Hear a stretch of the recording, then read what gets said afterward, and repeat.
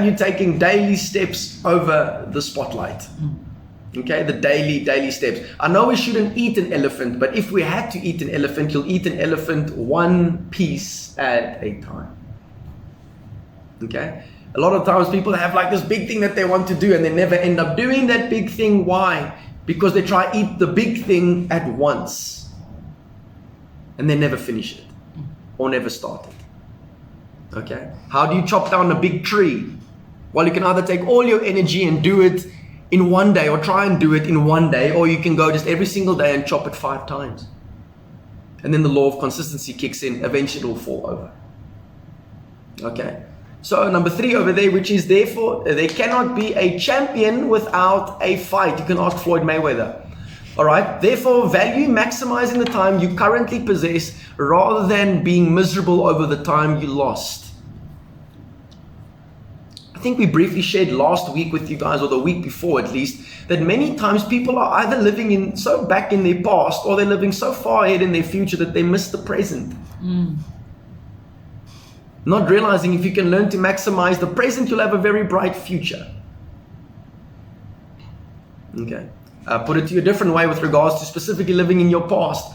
Can you imagine driving on the N1 highway, yes, correct, in reverse?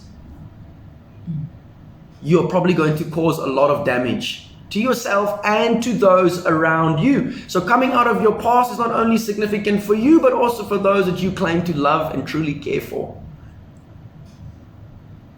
Okay? Oh, Jesus. For all the rugby fans, number 4 will really tickle your fancy. English is a beautiful language. Verse 4, number 4 over there. There cannot be a victory without a war. Think about in 2019 when the Springboks won the Rugby World Cup. They brought a lot of hope to the country. But they did not just win the World Cup, all right? They had to go through a couple of games, through a couple of hardships, through a bit of tackling here and there for them to become victorious. And then they lift the World Cup trophy. Therefore, value the preparation period rather than being envious of those who have prepared. Value serving rather than being served.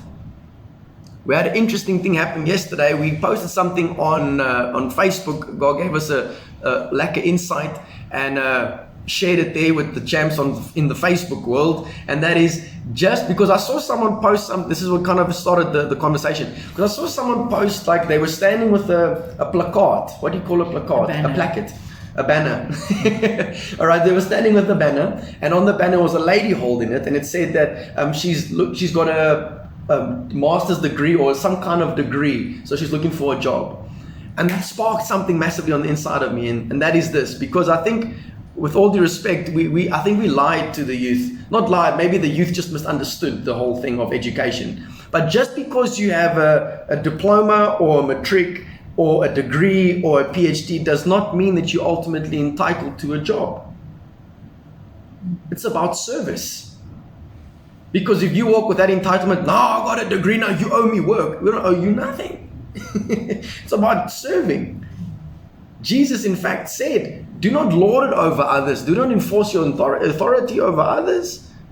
But if you want to become great, you must serve. If you want to be first, you must be last. All right? For even he, the Son of God, he gave up all his rights as God, and he came and laid his life down so that we might live. That's a model of service. All right? And the leadership world is now catching up with it, realizing that the best way to lead is to actually serve. All right?